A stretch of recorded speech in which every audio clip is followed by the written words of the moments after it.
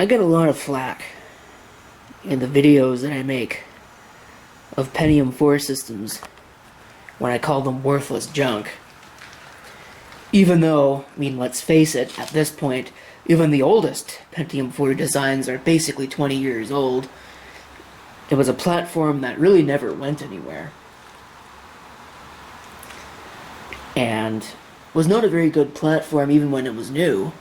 So much so that if you remember the old AMD systems, they used to come out with things like the 3200 plus, 3500 plus, and what that meant is that it was a slower processor that performed at that speed for an equivalent Intel. So for example, the one that springs to mind readily is the 3200 plus, which is a 2 gigahertz processor from AMD that performs at the same level as a 3.2 gigahertz processor from Intel.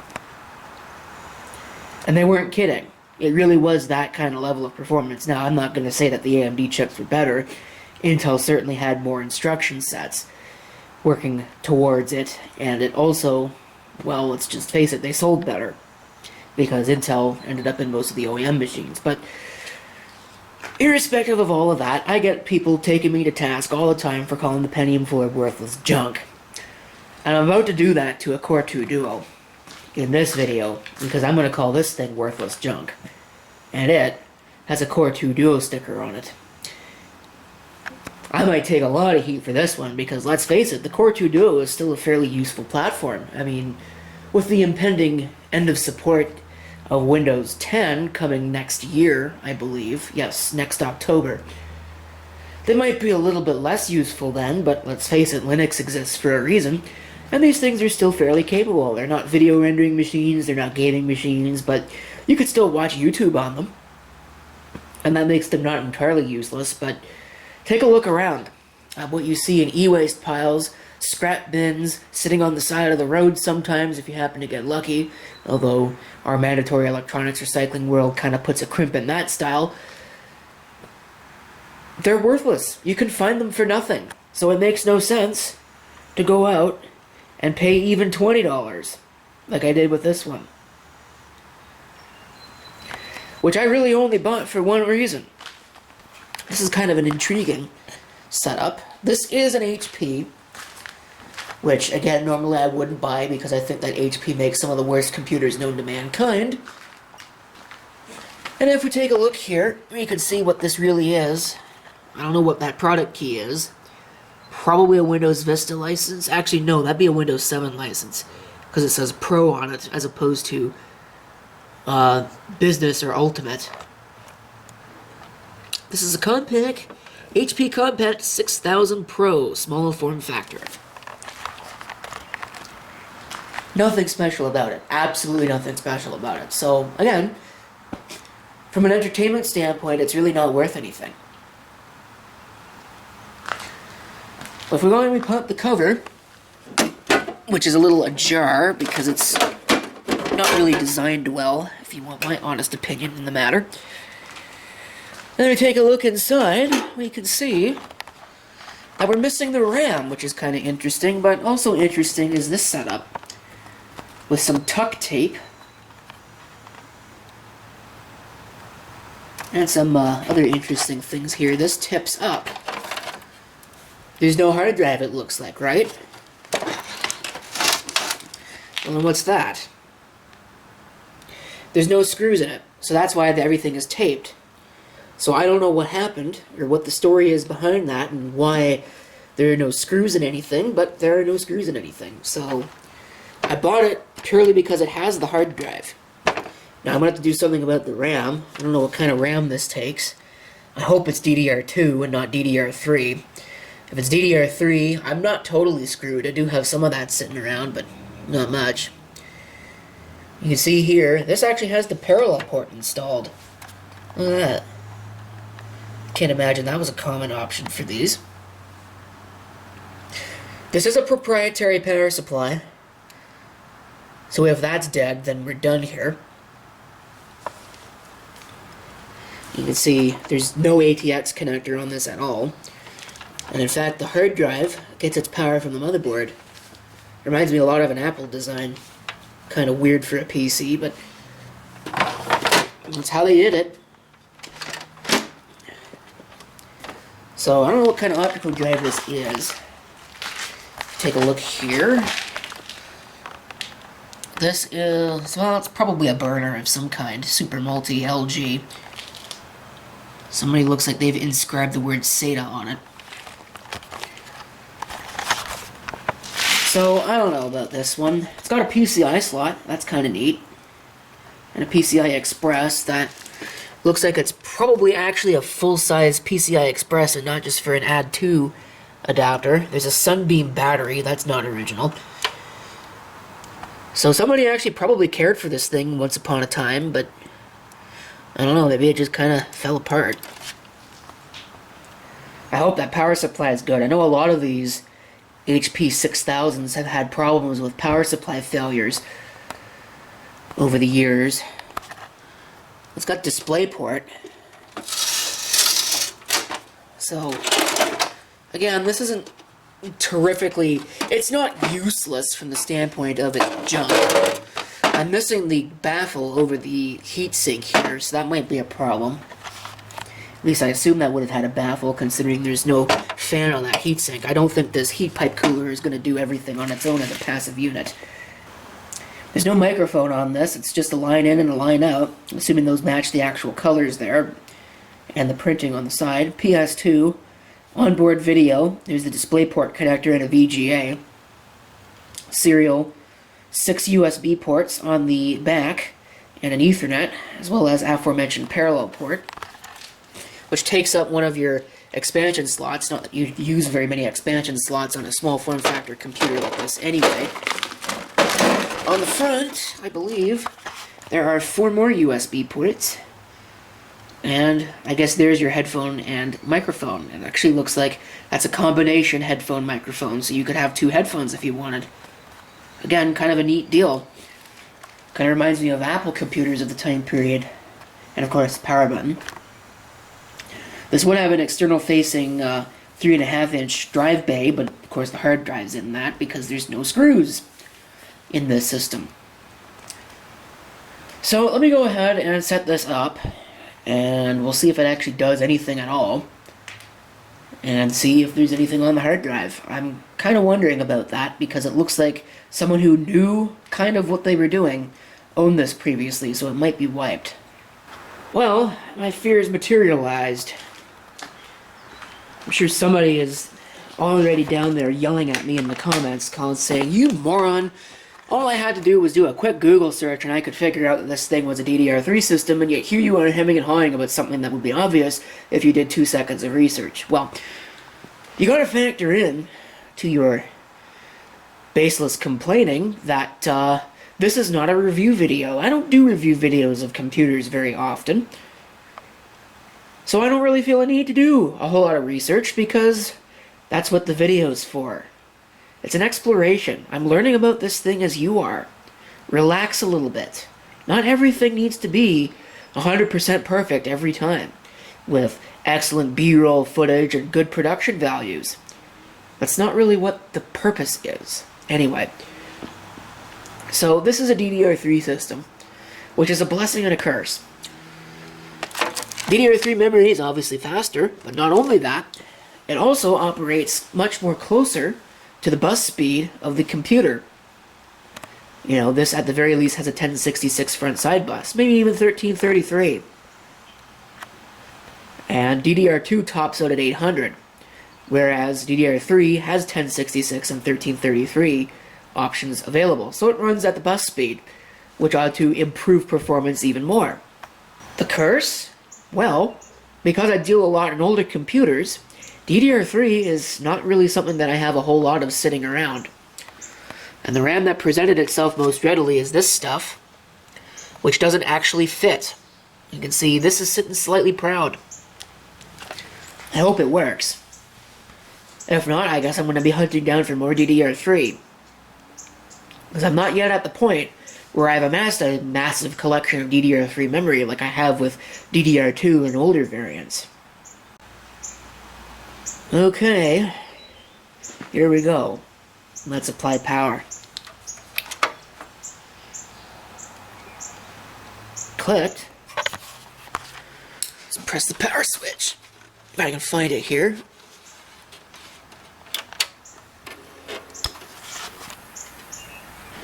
No beeping.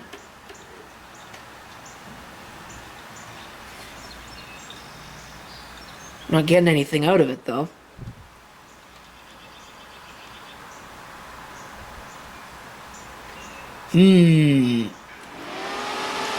Oh, the fan's ramped up.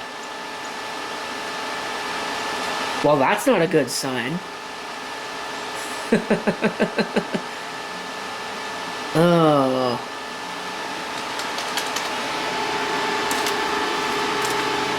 Is this monitor actually working? Nah. I think we got a problem here. Well, I tried some different memory. I also pulled the battery. And it's complaining now about the memory. Fans are still ramping up like crazy. I assume that's actually a memory complaint. And believe it or not, I don't have the beep codes memorized and available off the top of my head. I just remember some of the common ones. Pretty sure that's memory. So I'll have to see if I can dig up some different DDR3. Well, finding DDR3 has proven to be quite the problem. Apparently I've got even less of it than I thought, but guess what? I found a module that works. Look at that. I pulled the battery, so obviously the system options are no longer set. And look at this. That's a 1 terabyte hard drive. I have a whole bunch of these. That's an RE series drive. I wonder where they got that from. Of course, it's F10 for setup. Oh, beep yourself. Keyboard error yourself. No keyboard error. Alright, system information. What have we got? Core2 Duo E7600. 3.06. Well, I guess that's not terrible. And being a 1066 FSB, that explains why the 1333 and the 1600 didn't work. But that might make it harder to find RAM for this, because I don't think I've got a whole lot of 1066 just sitting around of the DDR3 that I even have. Of course, there's the BIOS copyright. I wonder if this is running in AHCI mode. Emulation type? I don't know why that's an option, but sure.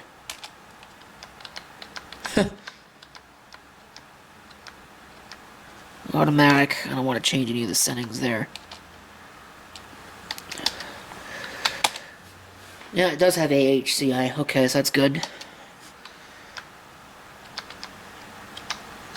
Now, I wonder, is this the nice one?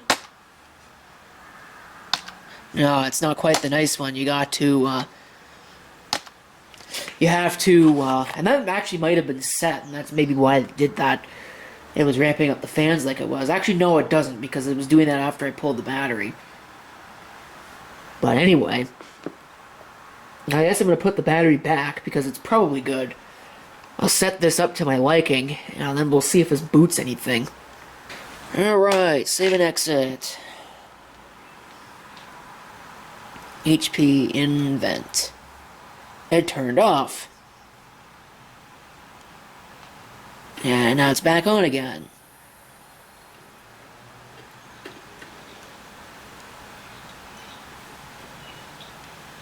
Kind of odd behavior, but okay. Intel Management Engine crap. Zorin OS. And apparently also Ubuntu. I didn't really expect to see that.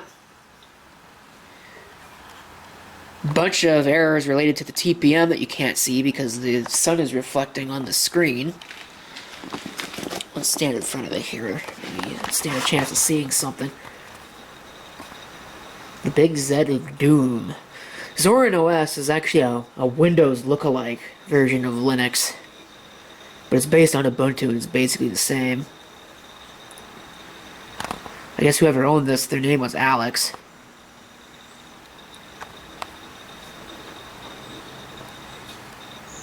I know an Alex. It'd be funny if this belonged to them. That'd actually be hilarious. I don't think it does, though. And I think there's a password set on this, so that's not gonna work. Okay, I just hit the reboot option, and it turned off. I don't know what's up with that.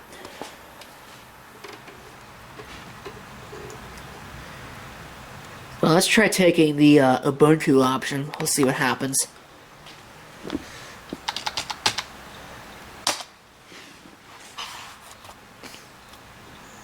Yeah, more error messages. What is a noisy hard drive? Into Ubuntu. I didn't think that still existed. That's an easy way to make it easier to see the screen. So we listen to some stupid EV chime in the background. See if there's any data on this. I don't even know what the username is. Well, it looks like there's not a whole lot of anything here. Huh.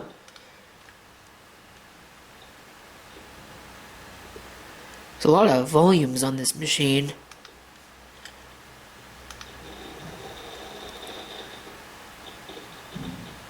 This must be the Zorin boot volume.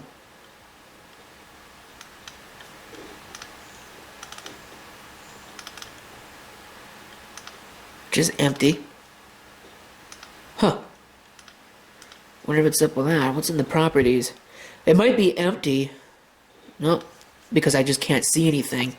That's possible. 538 megabyte volume. I don't know why that's showing up, but whatever. And that's empty. So I don't know how this is partitioned, just that it looks like it's kind of weird. Let's see if I can find the disk manager on here.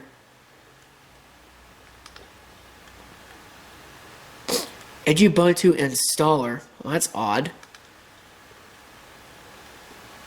I can't find the disk.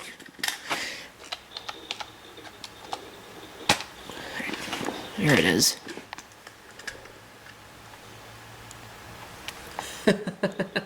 Oh, those are icons. Okay.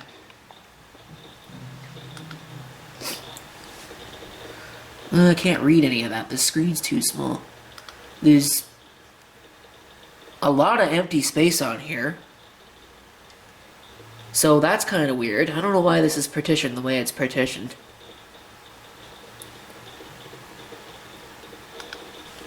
That's very weird.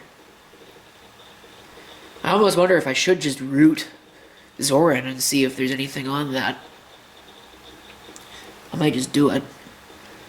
The application notes has closed unexpectedly. That's not even what I opened.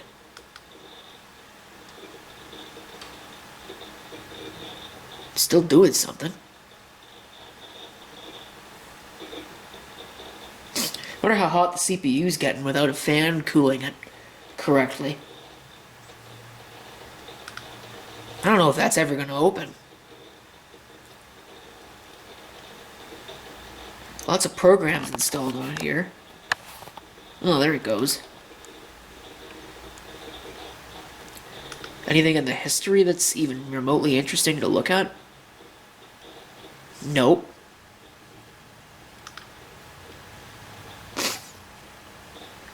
Absolutely nothing. Nothing in the downloads. So it was almost like it was never used. I think I'm going to go ahead and I'm going to root the Zorin, even though I said I wasn't going to. I think I will. We'll see if there's anything interesting on it. Zorin OS 16. I wonder how outdated that is. There's not enough room on this mouse in order to work properly. No, I don't need to take a system tour. So it was probably never used. To be right honest. Someone just set it up. Maybe as an experimental machine. I don't know, that's odd. Software updater. Remind me later. It's not going to be able to download anything anyway.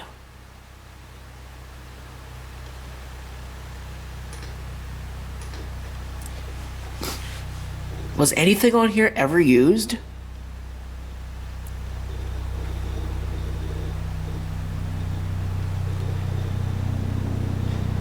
It's possible that somebody has set this up the way they've set it up, just to erase everything on the machine. That's an awfully low-flying airplane. Wow. Wonder what's up with that. I'm not sure where it's going to be either because the clouds are out. Anyway. Oh, back to this thing. No history. So it looks like nothing in the search history. Looks like it was just never used, or it was wiped. So we don't get to know what this machine did in a previous life. I can't say that I care too much, really. So what am I going to do with this? I have no idea. It's not keeping that 1 terabyte hard drive, I can tell you that much, because it doesn't need it, but I don't know. I am not really sold on keeping this machine, because I don't care. You know, if I've got enough Core2 Duo machines sitting around doing absolutely nothing, then I don't need another one sitting around doing absolutely nothing, so. But maybe I'll think of something to do with it. The small form factor is kind of neat, and it does have a parallel port, that's kind of nice, but other than that, there's nothing that interesting about it. Like I said, the optical drive was not hooked up. You can see the SATA connector's missing. It does eject at least. So that's neat. That's pretty much it for that. So, thank you for watching, and if you have any comments, feel free to leave them below.